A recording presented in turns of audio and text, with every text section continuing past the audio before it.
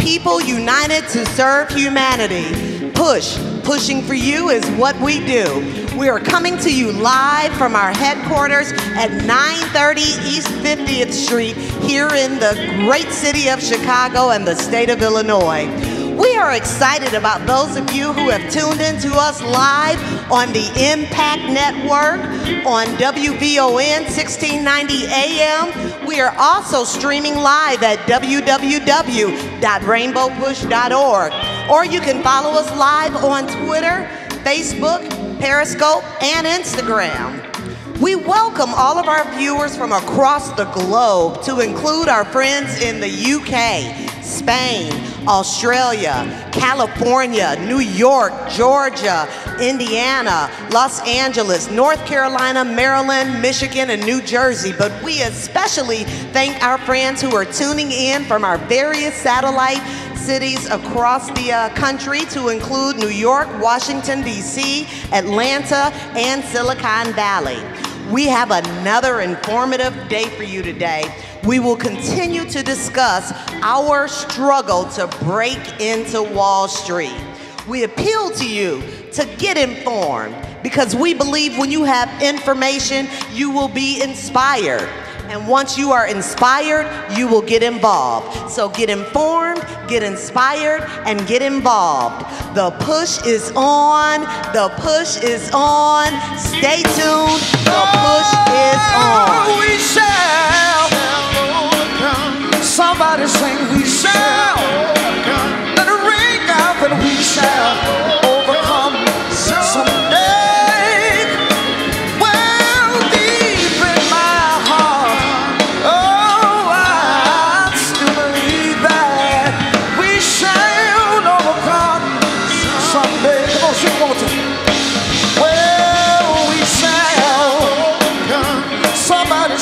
We shall overcome. Oh, I believe that we shall overcome someday.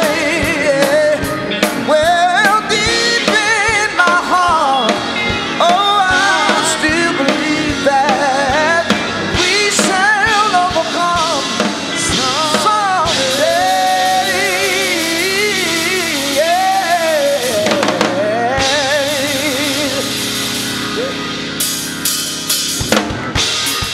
Come on, let's take it higher. Put your hands together just like this.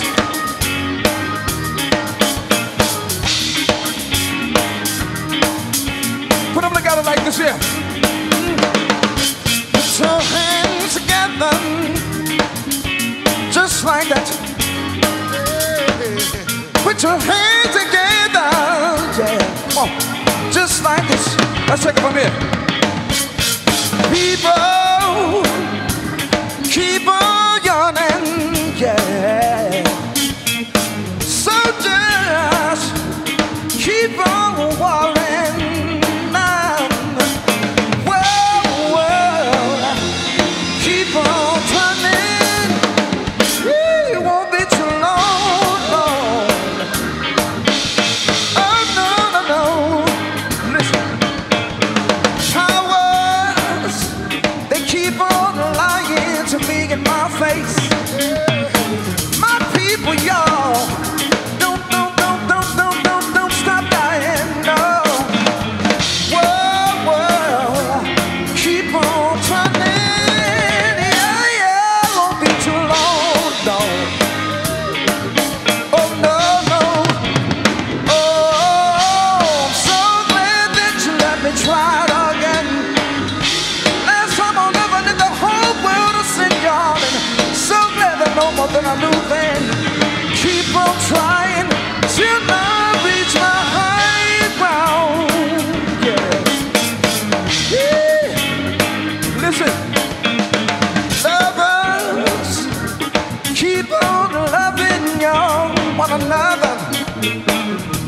Preachers, don't stop preaching the word. Believers, you sing, yeah, don't stop believing, 'cause it won't be too long, no. Oh, I'm so glad that you let me try again, Lord. Last time on earth, I did the whole world to sin. than I knew then. Keep on trying till I reach my high ground. Higher ground, higher ground, higher ground, higher ground, higher ground, higher ground, till I reach my higher ground, higher ground, my higher ground, higher ground, my higher ground. Hey, hey, oh, so glad that you let me try again. Last time on earth and in the whole world of sin. So glad that I know more than I knew then. Keep on trying till I reach my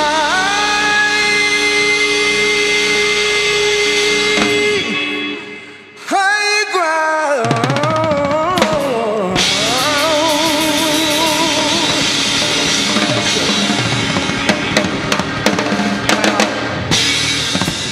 Welcome to the Rainbow Push International broadcast. We're excited today. Our International Affairs Director, Mr. James Gomez, is with us. Give him a round of applause as he continues to expand our reach all around the world.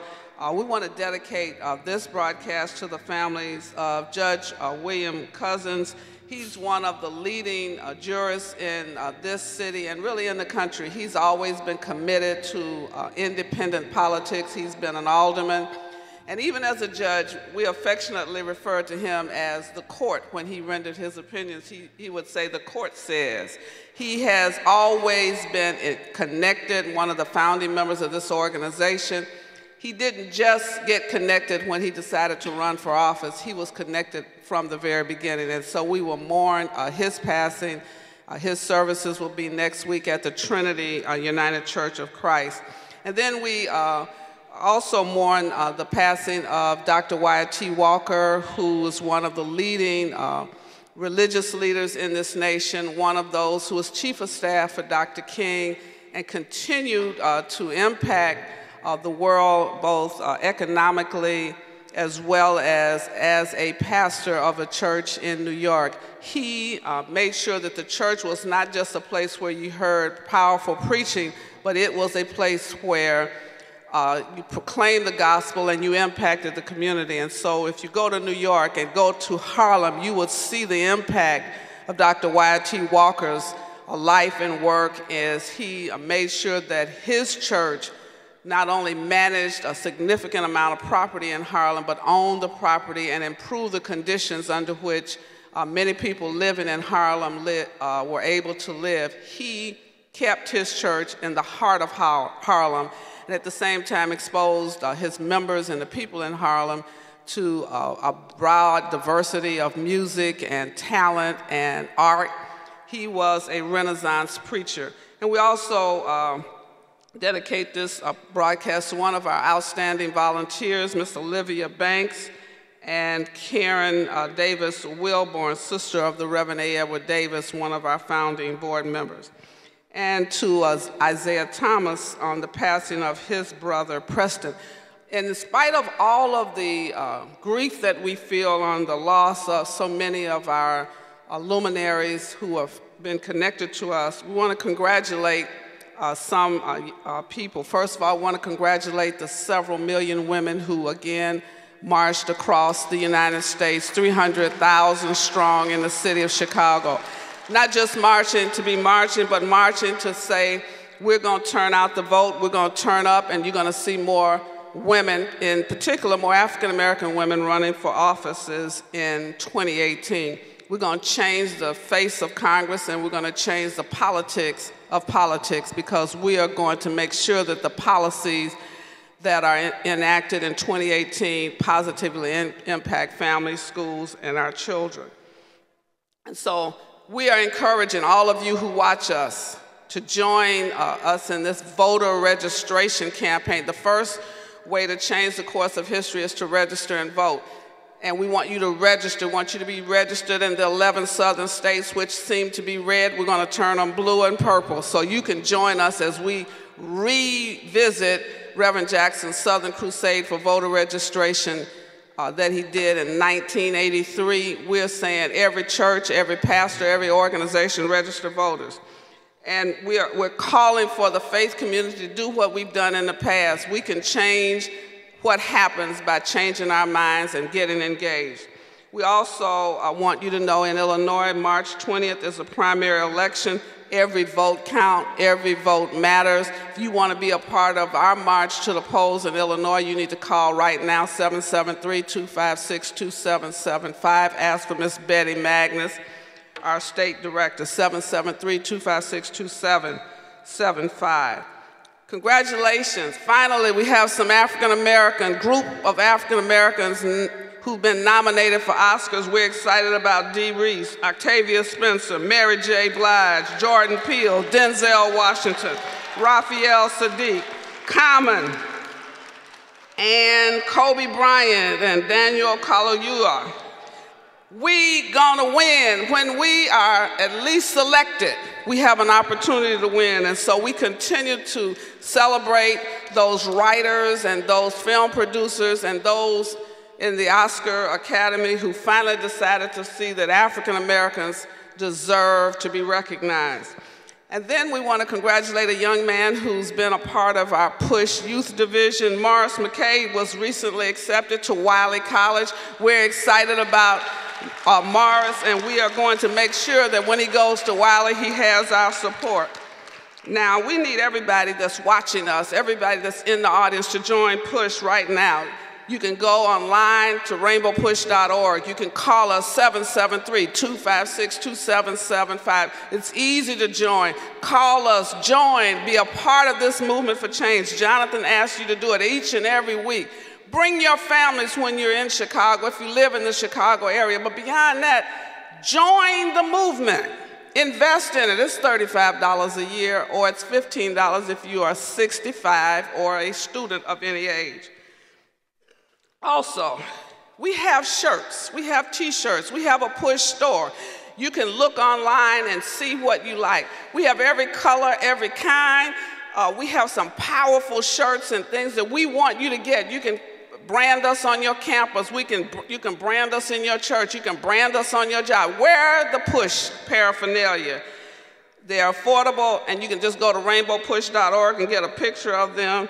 And I'm thanking all of you for watching us on live stream, all of you who watch us on live Facebook Live, all of you who watch us on Periscope, all of you who watch us on the Impact Network. We are excited about your participation. Tweet us, text us, let us know that you like what you see. Call us 773-256-2775. And now, each and every week, we have highlight some of our educational initiatives. And I know you think we had a robotics program. We're teaching our young people robotics. And we have the Enrichment Academy. You see the oratorical students each and every week.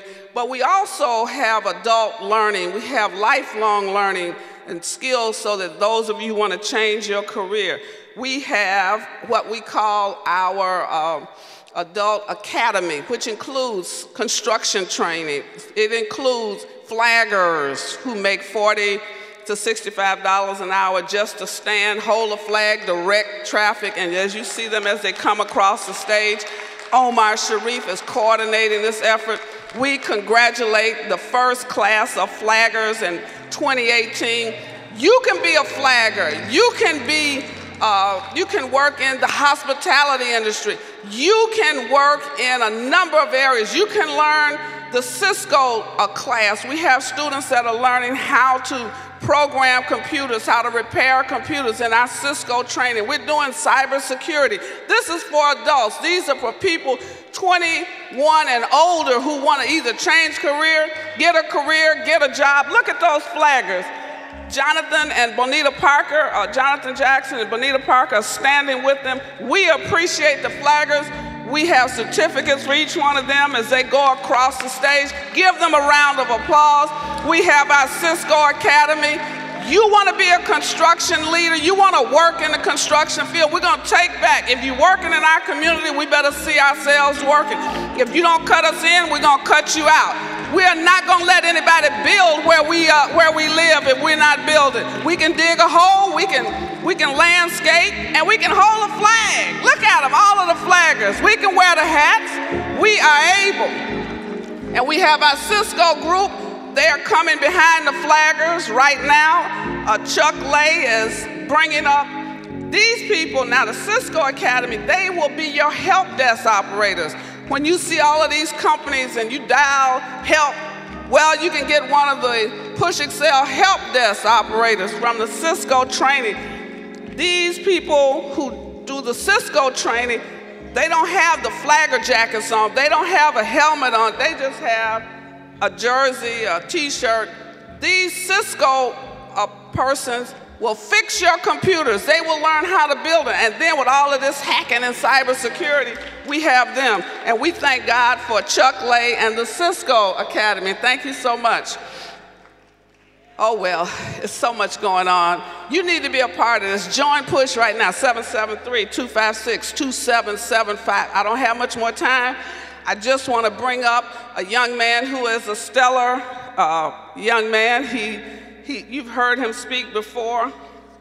He's one of our outstanding oratorical students, Mr. Gabriel Gaitherite, a 7th grader from Brookwood Junior High School. He has the voice like Dr. King. He has the energy, he has the training from our oratorical group. We have coaching every Saturday morning in Chicago, but you can have it in your church. Wherever you are, you can just contact Judge Hill, who is coordinating our oratorical competition, or Michelle Chambers at 773-256-2775.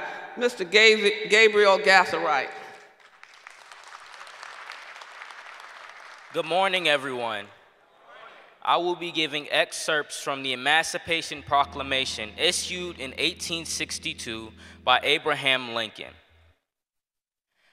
That the executive will on the first day of January, aforesaid by the proclamation, designate states and parts of states, that if any in which the people thereof are respectively in rebellion against the United States, and the fact that any of the people or the state shall on that day be in good faith represented in the Congress of the United States by members chosen thereto at elections wherein the majority of the qualified voters have participated, shall in the absence of strong countervailing testimony be deemed conclusive evidence that such state and the people thereof are not then in rebellion against the United States. Thank you.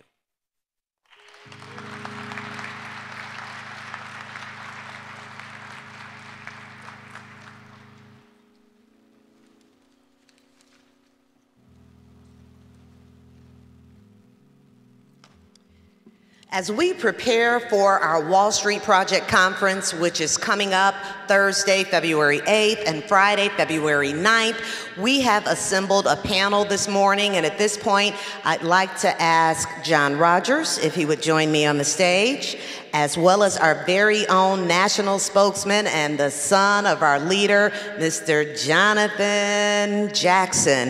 If the two of you would please join me.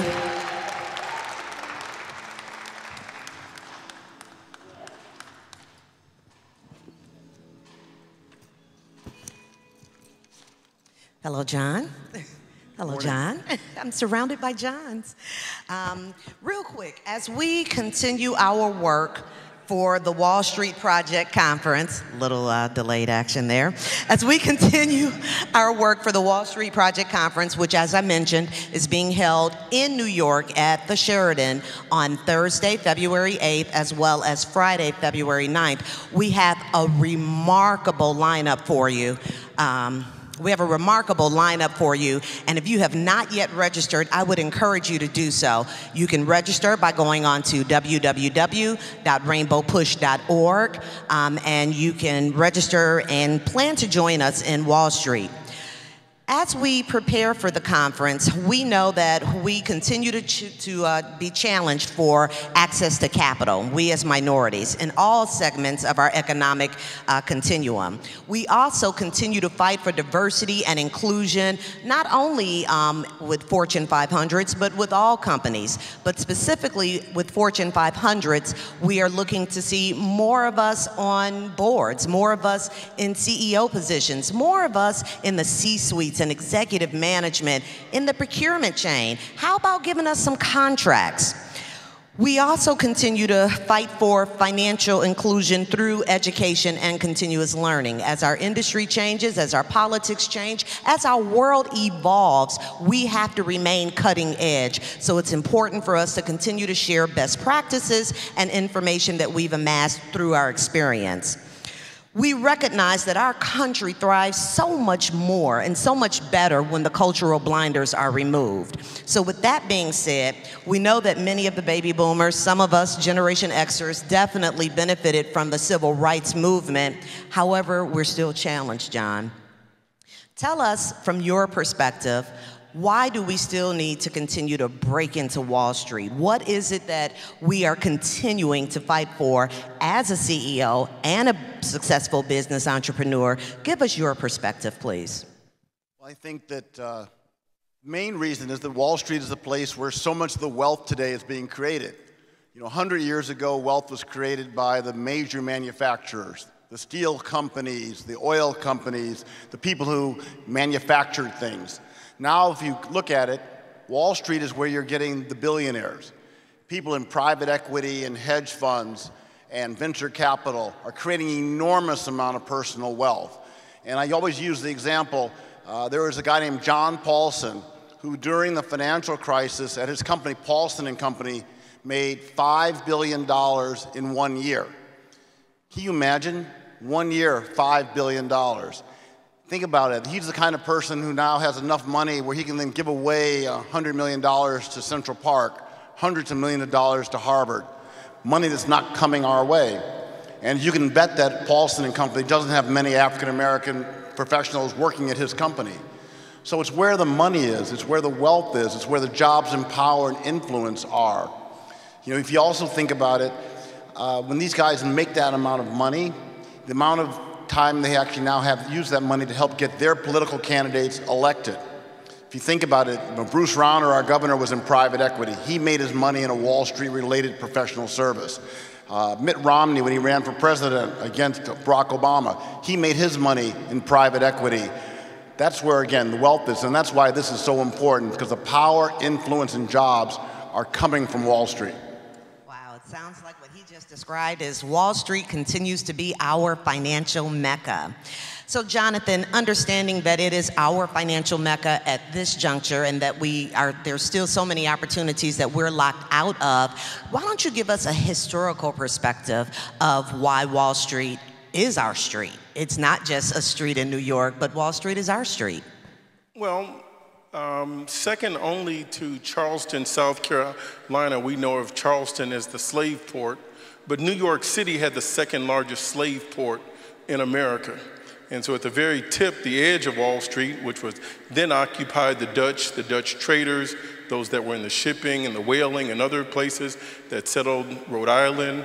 That original wealth came off of trading in human beings from the Caribbean to taking extractions out of whales and into selling our ancestors. So there is an African burial ground at the foot of Wall Street, the most valuable real estate in the world. And the reason it was called Wall Street is that people did not want to have to see the people that they were selling. So they literally erected a wall. There's nothing mountainous, there's nothing, it's a flat piece of land. So our ancestors go all the way back to the founding of this nation. And if you start at 1609, 1619, even before Jamestown, all the way up to 1863, we've had 246 years of not being recognized as human beings in our now. For us to go to Wall Street and ask for our fair share so that we can be participants. I'd like to add one point that Mr. John Rogers made, and I thank you, John, for your courage and your consistency. Most people that have a big firm that makes some money generally are cowards. They won't speak truth to power. So I think we owe Mr. John Rogers a round of applause for having and here cost. John doesn't come here without sacrificing cost. Generally, the person that stands up is the one that gets punished. So let us support John Rogers and Ariel Capital and all the good things they do. And the last point I want to make on a local issue he mentioned the name Bruce Rauner, who's now our Republican governor for the state of Illinois. Bruce Rauner had a firm called GTCR. He's the orange, the GTCR. They had 0 African Americans working for them, 0, in a professional firm. Follow me. The teachers union of the state of Illinois was his biggest donor, investor in his firm. He is out to dismantle, with his legislation, the teachers union. Figure that out. So GTCR, which let him make his money by investing the teachers' retirement money, now the Koch brothers, who have been the biggest contributor to the Illinois Policy Institute, they are the ones that have replaced that have now occupied half of the governor's staff. They are in the position, the highest level of government in the state of Illinois, writing all the legislations for vouchers, for gerrymandering, for voter suppression. So it's one continuous, unbroken chain of events. And now this is what he's going to run on for re-election, a neo-voucher, sort of neo-segregationist, dressed up with a bunch of Febreze racist platform. And I'd just like to add to that. I think that's a great point, Jonathan. But not only does my understanding is GTCR did not have any African-American partners as he was building that firm, but during the debates with Pat Quinn, he talked about the fact that GTCR, he had controlled and invested in 400 companies. Well, if you think about it, 400 companies, that means there's 400 CEOs, 400 CFOs, 400 general counsels. How many of those folks look like us? How many were women? Very, very, very few, if any. The second thing, you think about that, 400 companies, that means each of those companies probably had 7, 8, 9 board members. That means he probably had somewhere over 3,000 board members in the time that he was running all of those companies. How many of those African-American directors that were determining who got the contracts, who was getting wealthy opportunities? I've never met anyone of color that worked for one of those boards. I've never met anyone either. So it shows you how important and powerful this industry is now, because we don't know enough about private equity because we haven't been included in that club. We haven't been given the opportunities. But again, some of these guys, like John Paulson, as I said earlier, he was making $500 million a week. And some of these guys are complaining about our $15 an hour wage request, and they're making $500 million a week. It's just kind of insanity, and we're letting that happen. Now, one last point I need to piggyback. John and I, we're going to play volleyball on this. So there's no coincidence that the former chairman of the Federal Reserve Bank of the United States, Alan Greenspan, went to work for Mr. Paulson that made the $5 billion in the 1 year when the market collapsed. It's unbroken continuity. And how many African Americans? The latter point that John made about, hey, James, good to see you, that's my travel partner. The latter point that he made regarding these board of directors, these CEOs and the 400 companies that Mr. Bruce Rauner invested in, 60% of all of the franchise restaurants now are owned by private equity corporations. So when the CEO of one of these chain private restaurants, be it a Cracker Barrel, be it a Culver's Food, be it Ruby Tuesdays, be it anything that you can think of, Old Country Buffet, when the CEO says, I don't do urban, what are they really saying to you? What are they really saying to you? The private equity fund managers that are investing in these companies that have a mandate to say, we don't do urban. I need to pause for a moment on that. Can you tell an urban eater of eggs, an urban eater of pancakes, an urban eater of waffles, an urban eater of hamburgers? It's racist to the core. So when you don't have any car dealerships, franchises on the South Side in Toyotas, Mercedes, BMW, Lexus, Hondas. These are the cars we drive. Why can't we have these dealerships in our neighborhood? They're owned by private franchisees that are invested from this same capital. This is why we need a Wall Street project, because now our object isn't no Negroes allowed, no dogs, get to the rear. It's odorless, it's colorless, it's like cyanide, but it's still as toxic. It's killing us. That's Sorry, right. thank you, Benita. This is a great discussion, a great discussion. And as we look at our history, and we know that we have definitely, we're free now. We had the Emancipation Proclamation passed, we had the Civil Rights Bill passed, we tried to get rid of, or we did get rid of legally, Jim Crow and some of the other tools that were out there to keep us locked out. Do you see a shift taking place? And I say that because we know that we are free from the traditional sense, in meaning that we're no longer enslaved. But when we look at the prison industrial complex, which is another big engine on Wall Street, because we do have prison stocks that are publicly traded, and we know we went from building Wall Street in a literal sense to now still building Wall Street, but yet in a different sense. Can either of you elaborate on what you see with the prison industrial complex? Right, let me take the first part of that. I would say that we have gone from the removal of the shackles to now the structural imprisonment. That your zip code is a more sophisticated and polite form of imprisonment. You are where you live. I know you've heard the cliche, you are what you eat. But in fact, you are where you live. Starting first with your access to transportation. A bigger determinant of your access to upward mobility, more so than your school, more so than your hospital, is where you live and your access to transportation. If you have transportation, you can move around a metropolis and have access to all of the services. But if you're on the southeast side of Chicago and the train doesn't come over there and they cut down the county hospital and they close your school, you are landlocked. Reverend Martin Luther King described us being on an island of poverty surrounded by affluence. When they reconstruct the Dan Ryan in Chicago, like they've done in the 405 in Los Angeles, and they raise it and close the amount of exits, your access to ingress and egress, access to restaurants and shopping gets diminished. So we have to fight for access to transportation. If you can cut off someone's access to transportation, the schools, the jobs, and other things quickly fold behind it. So yes, things are more polite, more sanitized. I like these Febreze commercials tickle me. As opposed to cleaning up what smells, they just want to put odor in the air. It's still going to stink after you get through, after the particles come down. Clean up the mess, drain the swamp, take out the infection, and then you won't have a need for Febreze. All right, that is a good point. We know as an organization, we've done so many phenomenal things that we're proud of. We continue to fight, and in the words of Reverend Jackson, you know, people don't give us access because it's right. They give us access because we fight. So we do have to continue to fight for our fair share in this yet-to-be United States of America.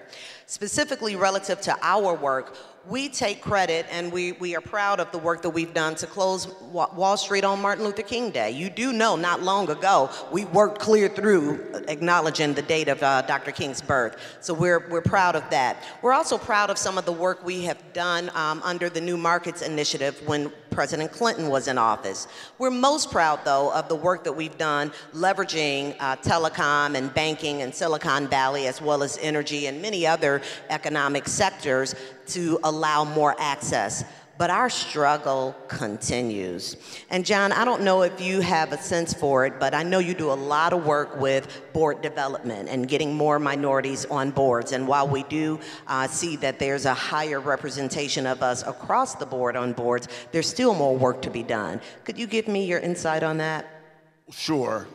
You're exactly right. You know, we do feel that aerial investments, that it's important that public companies have African Americans represented on the board. And so what I do in my day job is I sit and talk with CEOs and CFOs of the companies that we've invested our mutual fund shareholders' money in and insist that they have diversity on the board. And we've had a lot of progress over the years of getting African Americans placed on public company boards because we were in there pushing. Companies from Sotheby's in New York to Jones Lang LaSalle here to International Speedway that owns NASCAR in Florida. Because we've been in and pushing, we've been able to get many, many companies for the first time to have African Americans on the board. And we know most of our mutual fund competitors and other money managers aren't insisting that that happen. So we're making a difference that way.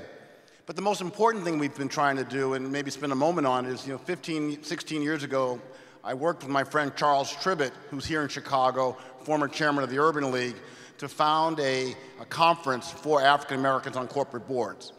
And the idea around that conference is to not just get more of us on the board, but to make sure that those of us that are in the boardroom are fighting for civil rights and inclusion when we're there. Because the hypothesis, as Jonathan talked about earlier, is we get into that boardroom, and as former mayor of Atlanta, Maynard Jackson said, too many of us have what he called the scared Negro disease. We get in there, we're not fighting for us when we're in those boardrooms. And he talked about late in his life how heartbroken he was about that. So every year at the conference, we bring people who have who fought with Dr. King, who fought for these issues throughout their careers. So over the years, we've had at our conference Andy Young, John Lewis, we've had Harry Belafonte, and then most recently, the year before last, we had your father come. And we want leaders like Reverend Jackson there, again, to just constantly remind these folks that have been privileged to be in the boardroom that they really do have a responsibility to fight for us in everything that we do. And so we've gotten, our last thing I'll say, we've gotten the directors to agree to ask the right questions about how the workforce looks, how the executive ranks look, how do we get minority firms to have an opportunity to do business. Now, every year, maybe we bring a few people along.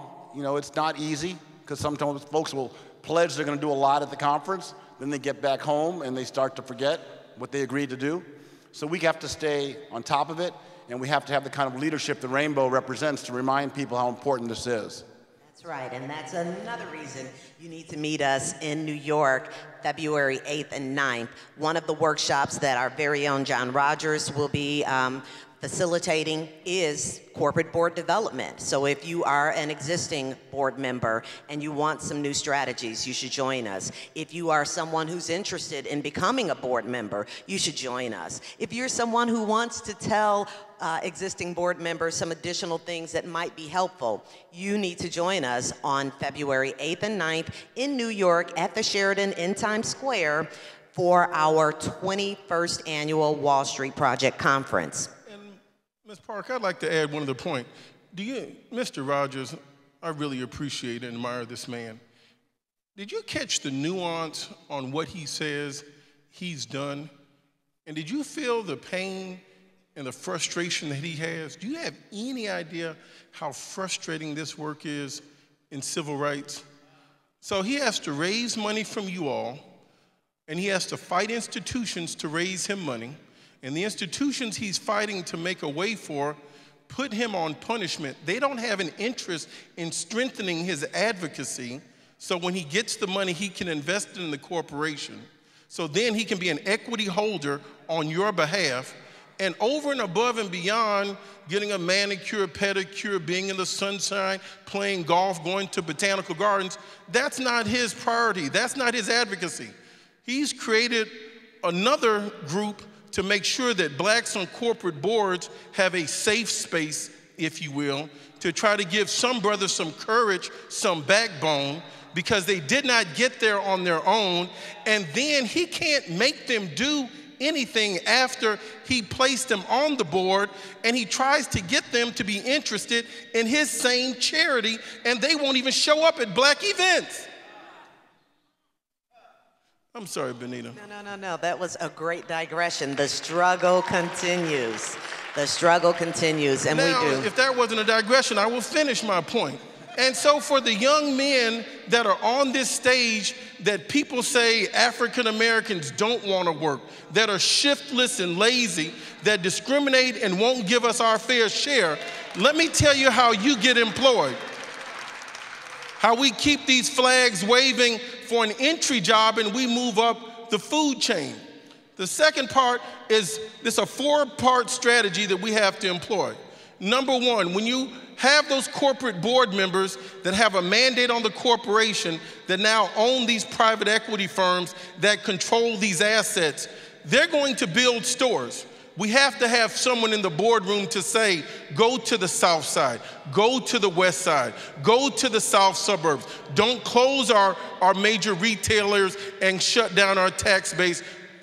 Put those sort of retail outlets in our neighborhood. So one, we need a mandate from the corporate CEO that is building the stores. The second, we need a mandate from those elected officials to say zoning-wise, you're not going to build here unless you make sure our people are employed. The third part is the general contractor. The general contractor can get a mandate from the corporation that they work for to make sure our people are employed. And then the fourth part is working with the union to make sure we have the same regulation north of I-80 in the state of Illinois as we have south of I-80 in the state of Illinois, so that our people can go to work. So we need to consistently be involved. This is not an event. This is a process to knock down, kick in, blow open, grease, whatever we need to do to get through the door to open up access to progress. Yes, yes, yes. Thank you so much for that, Jonathan. That is a true story. This is 365 days a year that we have to stay focused on access to our equal share. So this is merely the convening, the 21st annual convening of our family to put together the strategy for what the next 12, 24, and 36 months might look like. So thank you for that. As we prepare to wind down and close, and I hate that we have to close because this is such a critical and wonderful discussion, could each of you share with us your reflections on where the biggest opportunities are? We have so many different economic indicators out there, so many different economic sectors. John, could you tell us from your judgment where we need to maybe give a laser beam focus while we're looking at the world in its entirety? I have a couple of thoughts. One here, we're in the community of the University of Chicago, where I've been fortunate to be a trustee for the last 18 years. And we created a program last year for minority students at the University of Chicago to work in the investment offices of major endowments in the United States. Because if you think about it, these big foundations, these big universities, these big hospitals, these big churches all have billions and billions and billions of dollars that they control. They're hiring all these private equity firms and hedge funds, and we're not in the room. As far as we know, in this country right now, of the top endowments, there's less than 5 African-American chief investment officers who are making the decisions. And most of the major endowment offices will have 40 or 50 people working there, making millions of dollars, and have no black professionals on their team. So number one, we've been trying to make sure that we create a pipeline of our talent, getting us exposed to these opportunities that are in the endowment offices and all the billions and billions of dollars that they control. Second thing I would just say is that the institutions that don't hire us need to be exposed. So while there are great institutions like University of Chicago and Rush Presbyterian Hospital who work with minority firms, and Exelon and McDonald's that do a great job, there are a whole series of institutions that ignore us and treat us like it's baseball in 1940. Only white men apply. So here in our hometown, DePaul, Loyola, Roosevelt, Columbia, IIT, refuse to work with black firms outside of construction, basically, in a few other commodity-oriented areas, which are important to our community, but we want to be included in the spend where these billionaires are being made, and they're not allowing us to do that. And as we go to New York, we need to call out those museums that are there, the MoMA and the Met, and all these multi-billion-dollar nonprofit institutions, Cornell University, Columbia University, New York, NYU, those institutions that don't work with us. And we sit on those boards. We got black folks on those boards. We obviously got lots of black students there. We have black professors there. And we allow the white institutions to only work with white men and exclude us from the parts of the economy where the wealth, power, and influence are created today.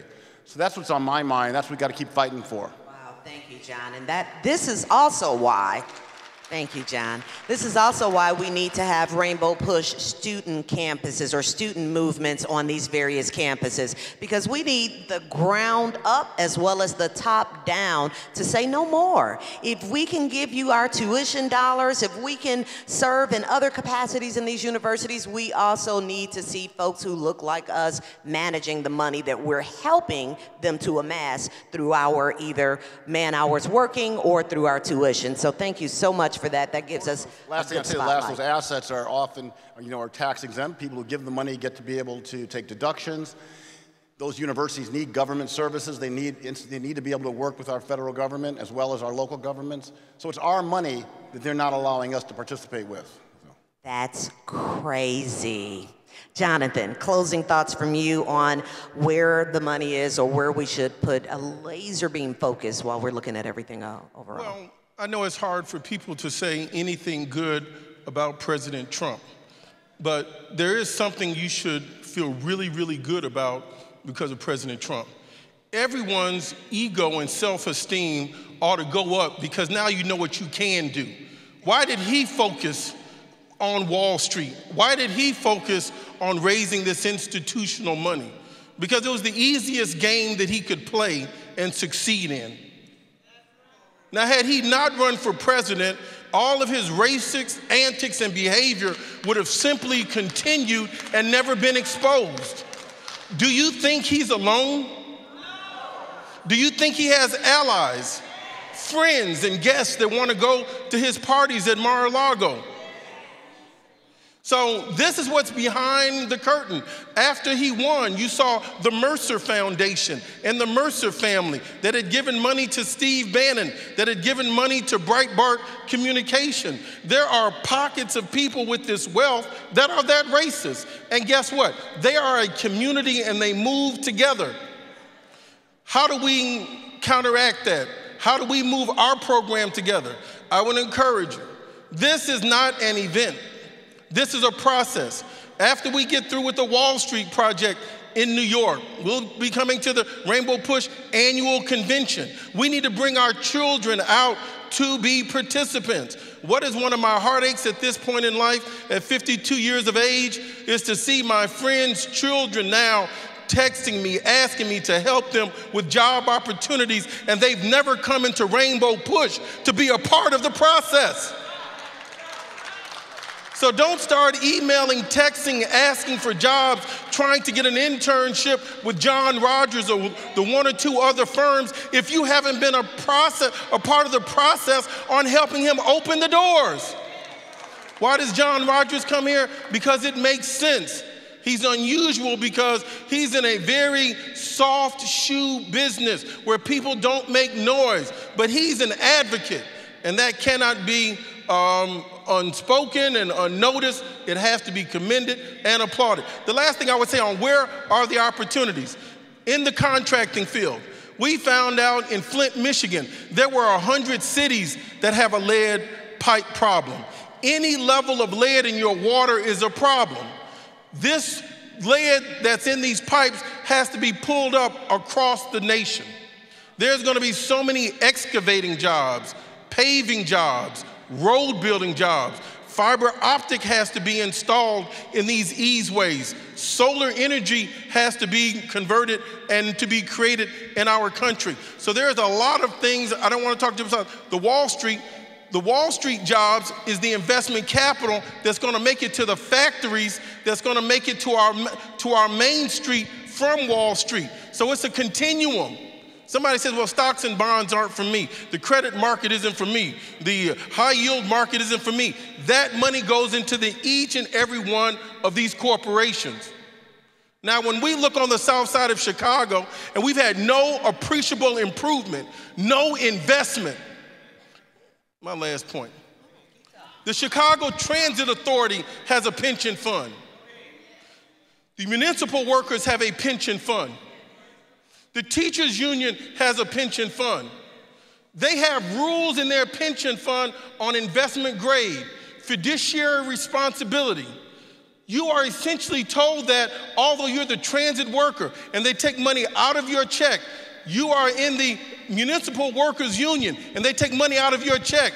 The rules in Springfield are written that you're credit unworthy and the money cannot be invested on the south side. We have to change the law. I went to shoot pool the other night. Somebody said, uh-oh, that's the person. See me afterwards. What's wrong with shooting pool? Why don't we have billiards halls on the south side and the west side of Chicago?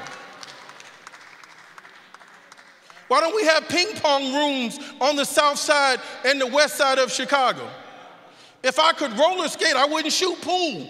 Why don't we have modern roller skating rings on the south side and the west side of Chicago? So when you go to the suburbs and you see Brunswick Bowling, nobody stuck their hand in their pocket and put $3 to $5 million of their own money into that bowling alley to be built. They got a loan and they got an investment from private equity to build adult entertainment and family entertainment centers. What do we want? We want equal access to our own money. Our money has been written out for us to have access to it. Jim Crow has grown up and has come to the north and is denying us. That's why we don't have these investments in our neighborhoods. We're going to make a difference, and I want to say a very special thank you to John Rogers and those that are, and Miss Emma that is here today on the Wall Street Project. Martin Luther King died 50 years ago. In '68, he died. Mr. John Conyers proposed the legislation for a King holiday in 1968. 1981, Stevie Wonder had a birthday song for him that continued to galvanize people. Reagan signed the legislation in 1983 for the King holiday. People had days off, days on, didn't know what to do on the King holiday, and it was over the board. The Wall Street Project started in 1997. We asked Mr. Dick Grosso, the chairman of the New York Stock Exchange, we asked Mr. Sanford Weill, the head of the world's largest bank, Citibank, why were the New York Stock Exchange open on King's holiday? Mr. Grosso, the chairman of the board, said, we never thought about it. We're a membership organization, a private institution, 11 Wall Street. Let us poll our members and see what they say.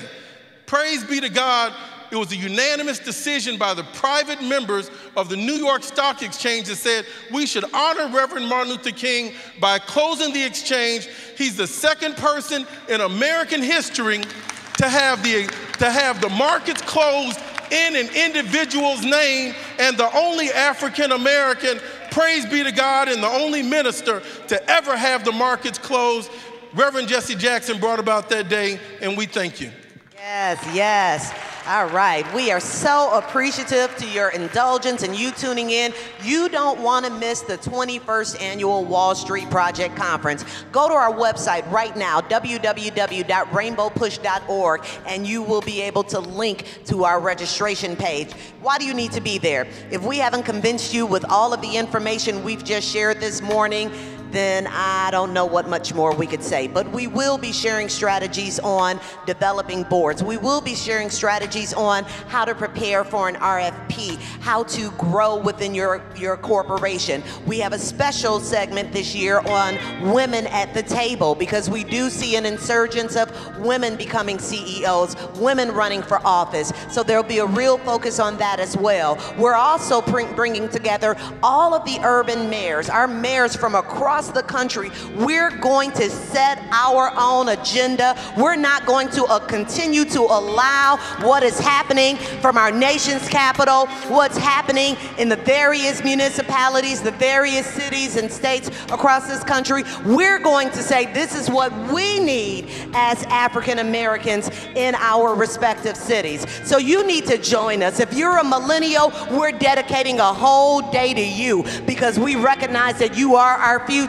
So we need you to join us for the Wall Street Project Conference. If you have any other questions, please go to www.rainbowpush.org. John Rogers, we appreciate you. We thank you. We love you. Continue with the good fight. Continue walking in courage. Continue doing what you're doing so that we can all be successful. Jonathan, need I say more? You are a force to be reckoned with. We appreciate all that you've meant to our leader, all that you've meant to us as a people, all the work that you've done with helping prisoners to become free, and continue with all the work that you're doing in the financial sector. We appreciate and love you as well. Thank you for tuning in to another live broadcast of the Rainbow Push Coalition. We appreciate you. Become a member, get informed, get inspired, and get involved.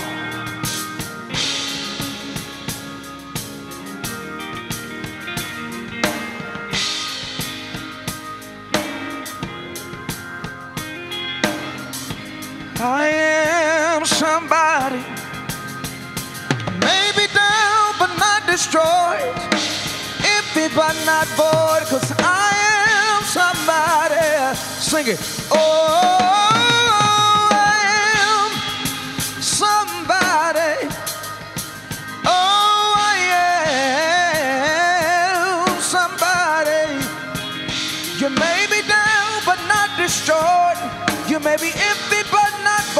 'cause I am somebody. Oh, I am somebody. Look at somebody. I am. Hey, you can try to walk away, but at the end of this day, say, I am somebody. I am. Oh, I am somebody. Yeah. Oh, I am somebody. You can turn and walk away. At the end of the day, say, I am somebody. Oh, I am somebody. Oh, I am somebody. Oh, maybe down but not destroyed, empty but not void, 'cause I am somebody. So just pray for me. Oh, just pray for me. Yeah. Oh, pray. Pray for me. Say, pray for me. Well, then we say, oh, just pray for me. For the world, let's just pray. Yeah. Oh, just pray. Pray for me. Pray for me. God bless.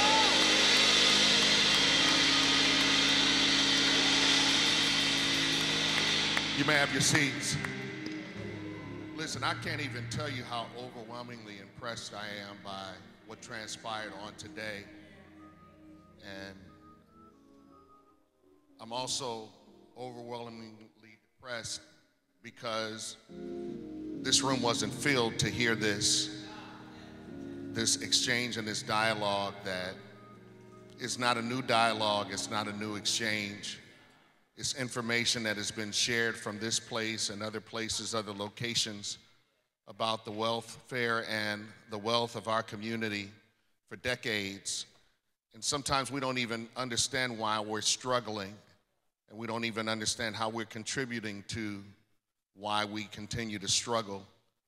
And so on a day like today, it should be real easy to raise funds and offerings.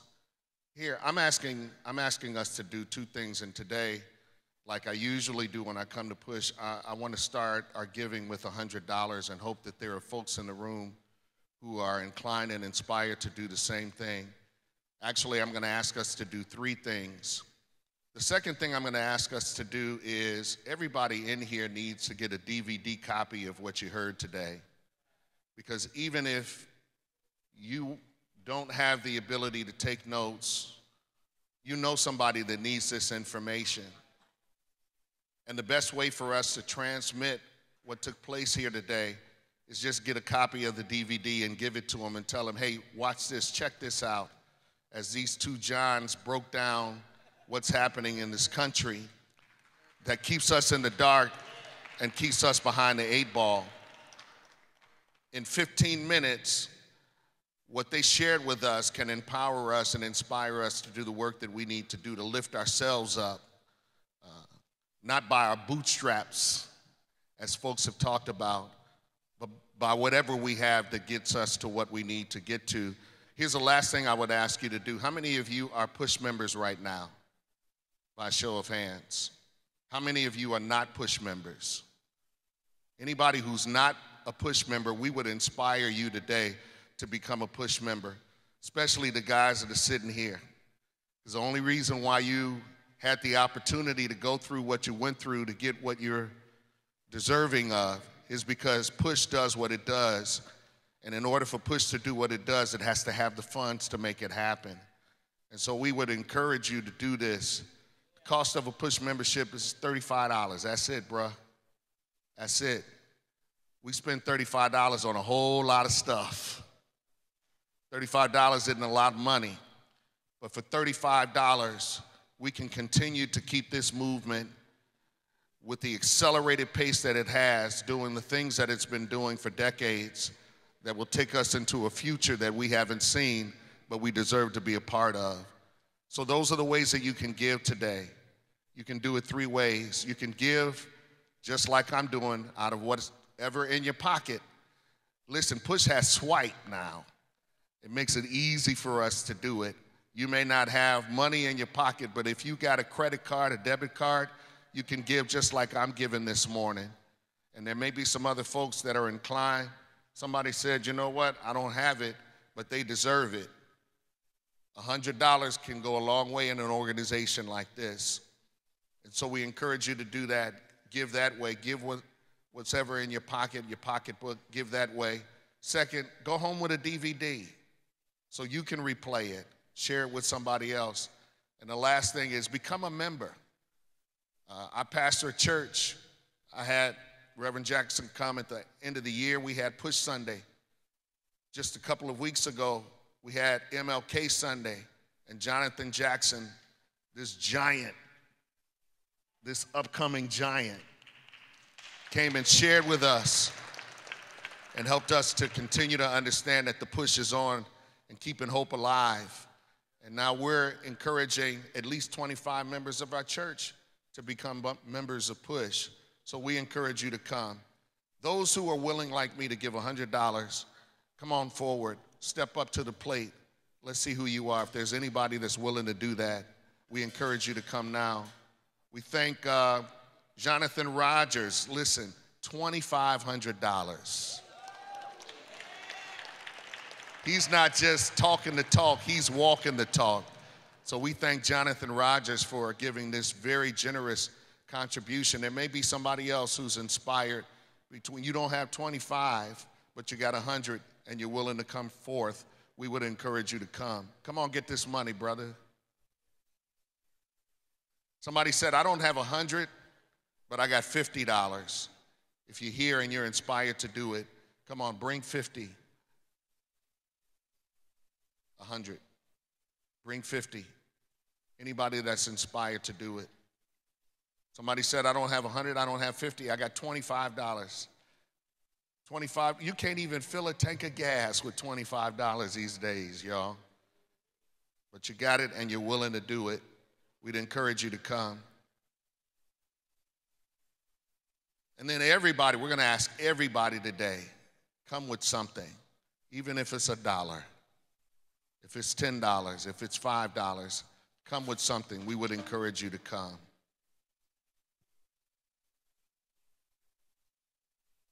For those of you who are inspired to be members, you see Daisy and others who have the membership envelopes.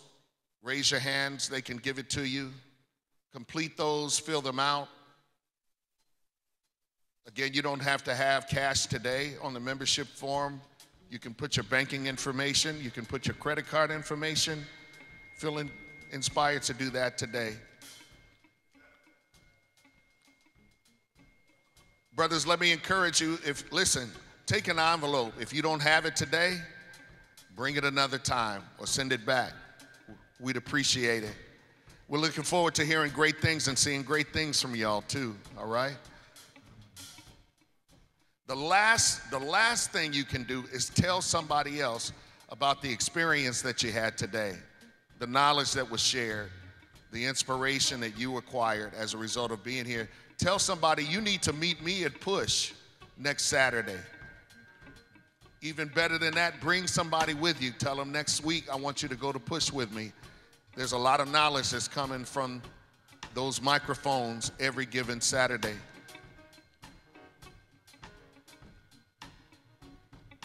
Sister Benita's going to come back and share with us. Hopefully everybody got something that's worthwhile today, and you'll continue to keep hope alive. God bless you. Reverend Patterson. I just want to say very, very quickly, particularly to our flaggers, You may not be able to join and get a membership today, but what we still also need from you all is we need your help. We need your volunteerism. We need, Black Men Pushing needs some more security guards, you all. They've been doing this job for as long as the organization has been around, and we should give them a hand of applause for the work that they continue to do.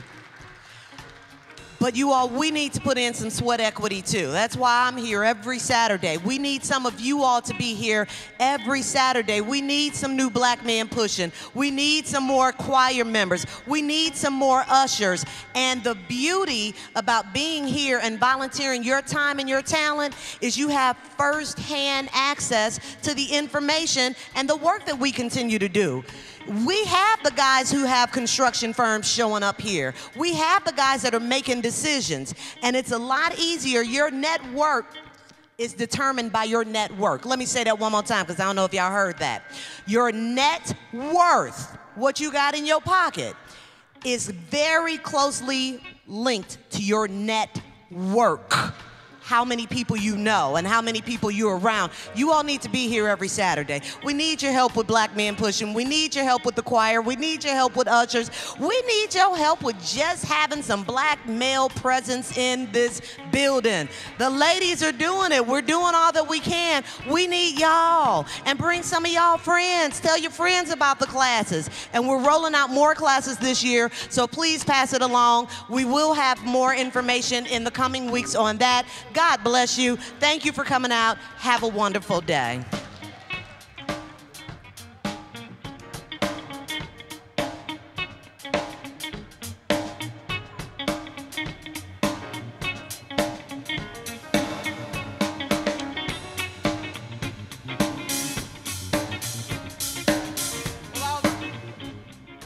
Will all the flaggers please join us on the stage? Let's stand and we all dismiss together. We shall overcome. No, amen. Flaggers, come on up. Put your jackets on. Flaggers gonna take a picture.